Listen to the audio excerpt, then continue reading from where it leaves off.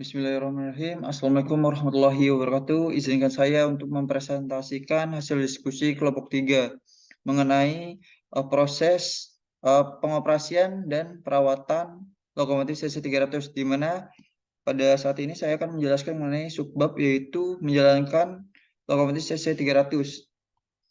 Adapun tahap pertama, yaitu izinkan saya memperkenalkan anggota kelompok saya, yaitu yang pertama ada Eli Utami Widyaningsi, yang kedua ada Lili Aprilia, yang ketiga ada Muhammad Rafi Fadilah, yang keempat ada Rafif Anugrah Dani Manaf, dan yang terakhir ada saya sendiri, ini Ali Purwantara Firdaus.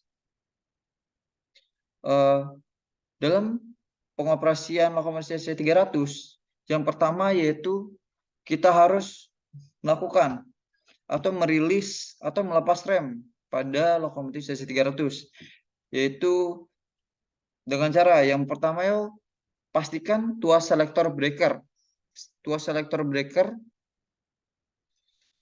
dalam posisi in, lalu dorong tuas rem rangkaian. Nah, ini yang berwarna merah ke arah atas sampai posisi rilis. Lalu yang ketiga yaitu dorong tuas independent brake atau tuas rem lokomotif ke arah atas sampai posisi rilis juga. Nah, maka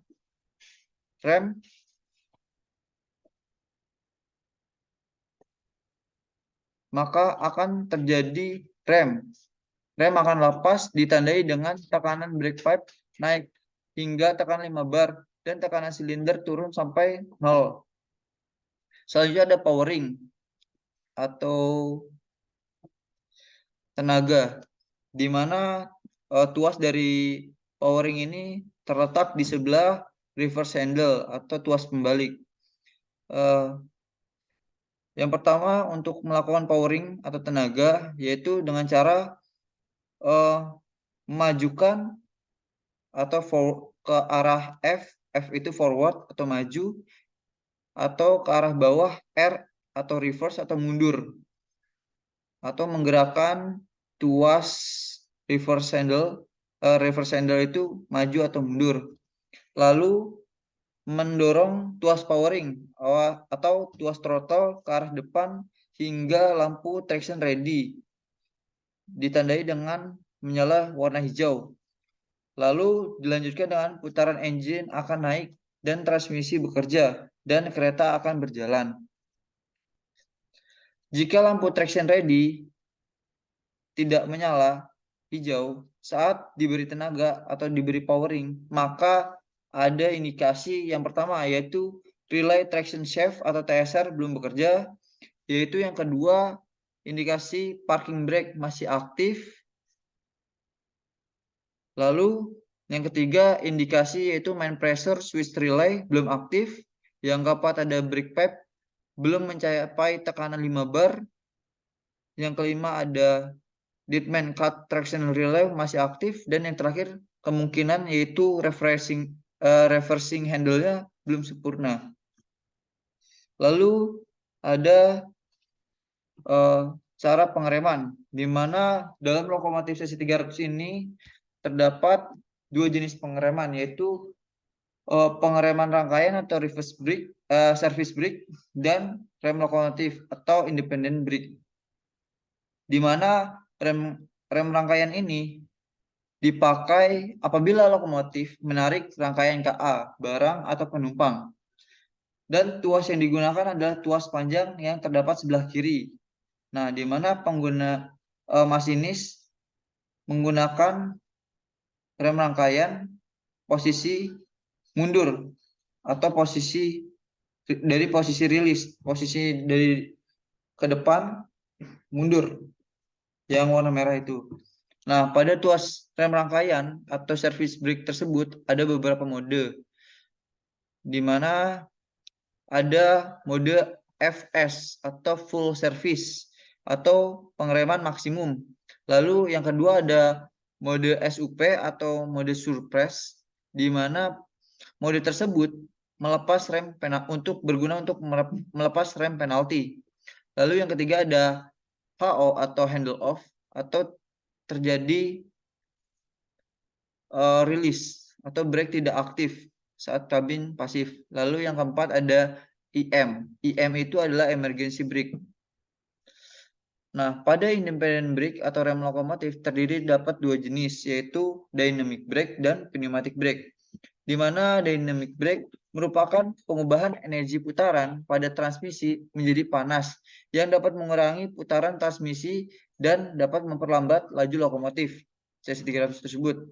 Lalu ada pneumatic brake, di mana rem pneumatik merupakan pengereman dengan udara tekan. Rem pneumatik dilakukan dengan cara menggeser tuas rem sebelah kanan ke arah bawah. Selanjutnya ada deadman switch, di mana deadman switch merupakan peralatan deadman yang berfungsi untuk mencegah masinis tertidur karena mengantuk atau kurang konsentrasi dalam menjalankan tugas, atau sebagai sistem ATP, Automatic Train Protection. Nah, di lokomotif sesi 300 tersebut terdapat dua jenis deadman switch. Yang pertama ada switch atau saklar deadman pada tuas powering, dan yang kedua ada pedal deadman terletak di pedal sebelah kanan di bawah meja layanan masinis. Saklar atau pedal deadman harus ditekan dan dilepas secara kontinu agar peralatan pengamanan tidak aktif, di mana apabila deadman akan aktif jika ditekan lebih dari 60 detik atau dilepas dari 6 detik.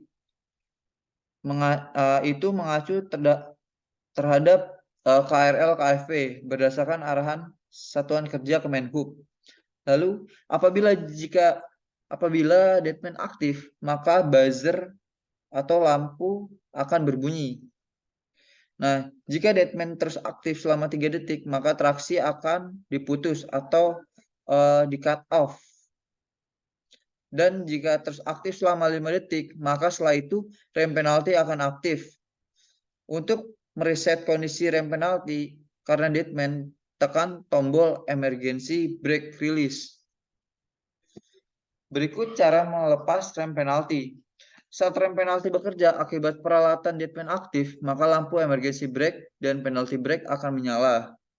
Setelah melakukan reset peralatan deadman, maka secara elektrik rem penalti akan tidak aktif lagi. Namun sebenarnya rem penalti masih aktif secara pneumatik yang ditandai dengan lampu emergency brake masih nyala. Nah, untuk melepas rem penalti maka harus dilakukan surprise dengan cara menggerakkan handle rem service brake, handle yang merah tadi, ke posisi surprise. Ya. Nah, jika rem penalti telah terlepas sempurna, maka lampu emergency brake maupun penalty brake akan mati atau padam. Selanjutnya ada partial filling. Nah, dalam lokomotif sesi 300 dilengkapi fungsi pengaturan kecepatan otomatis yang digunakan untuk keperluan shunting atau langsir, di mana fungsi ini berguna untuk menjaga kecepatan pada 30 km per jam. Nah, fungsi ini diaktifkan oleh tombol partial filling dengan cara memutar switch ke arah kanan. Pada kondisi tersebut, pergerakan tuas powering ke depan pada posisi apapun akan menjalankan lokomotif pada kecepatan konstan. Nah, letak posisi tombol partial filling ini terdapat di sebelah kanan deadman buzzer. Lalu ada brake selector, di mana pengereman rangkaian pada lokomotif sesi 300 mempunyai dua mode, yaitu untuk rangkaian kereta penumpang atau passenger dan rangkaian gerbong barang. Atau mode ini memiliki perbedaan dalam waktu pengereman, di mana pengereman untuk mode gerbong memiliki responsi lebih lambat dibandingkan metode kereta penumpang atau passenger. Nah, untuk memilih mode digunakan saklar brake selector yang ada pada meja pelayanan masinis di bagian tengah, di mana terletak di sebelah kanan tombol horn, switch horn. Nah, untuk memilih mode kereta penumpang, saklar pada posisi huruf P atau passenger. Mode ini merupakan mode standar pada lokomotif. Sedangkan untuk memilih mode gerbong, putar saklar ke arah posisi huruf G atau gerbong. Lalu selanjutnya ada cara menjalankan mesin diesel secara darurat. Nah, saat mesin diesel mengalami gangguan atau shutdown, secara otomatis ada prosedur untuk menyalakan kembali mesin, namun tidak boleh digunakan dalam jangka waktu yang panjang karena dapat berpotensi untuk menimbulkan kerusakan yang lebih parah pada mesin diesel tersebut. Nah, prosedur ini hanya boleh dilakukan jika benar-benar darurat atau saat lokomotif penolong terlambat datang serta gangguan mesin menimbulkan antrean KA dan mengganggu lalu lintas perjalanan KA, di mana pengoperasian secara darurat hanya dilakukan untuk menjalankan lokomotif menuju stasiun terdekat dan dilakukan pengecekan atau perbaikan. Nah, terletak di kanan bawah meja pelayanan masinis atau switch emergency override. Nah, saat akan melakukan prosedur tersebut, pastikan bahwa yang pertama yaitu air radiator pada lokomotif sesi 300 tersebut masih ada, oli mesin tersebut masih ada, dan bahan bakar masih tersisa. Dan yang terakhir yaitu pastikan bahwa transmisi dalam keadaan normal. Selanjutnya ada cara mereset mesin saat saklar emergency shutdown engine atau tertekan. Saat tombol emergency shutdown engine tertekan, maka engine secara otomatis akan mati. Setelah menarik kembali tombol tersebut, mesin tidak akan menyala sebelum dilakukan reset. Nah, adapun cara mereset dilakukan dengan cara menarik tuas reset pada kontak panel mesin yang terletak pada ruang mesin. Prosedurnya sebagai berikut. Yang pertama yaitu setelah menarik tombol emergency shutdown, matikan mesin dengan menekan tombol stop pada panel kanan bawah meja pelayanan. Lalu buka box panel mesin, gerakan saklar ke arah kanan dan tahan sebentar, kemudian lepaskan. Saklar akan kembali ke posisi semula dan terdengar bunyi klik. Yang terakhir yaitu nyalakan mesin kembali secara normal. Selanjutnya ada cara mengaktifkan pemasir saat terjadi roda slip. Saat terjadi roda slip, maka sistem monitor lokomotif akan menyala lampu wheel slip yang berwarna merah. Nah, untuk mengaktifkan pemasir dilakukan dengan cara menekan tombol sending pada panel tombol di meja layanan depan masinis, terletak di paling kanan atas. Untuk perhatian, pemasir tidak boleh dijalankan saat terjadi slip, karena apabila dilakukan maka akan merusak komponen. Lakukan langkah pemasir setelah slip tidak terjadi untuk mencegah slip lebih lanjut. Mungkin cukup sekian yang dapat saya presentasikan. Kurang lebihnya mohon maaf. Wassalamualaikum warahmatullahi wabarakatuh.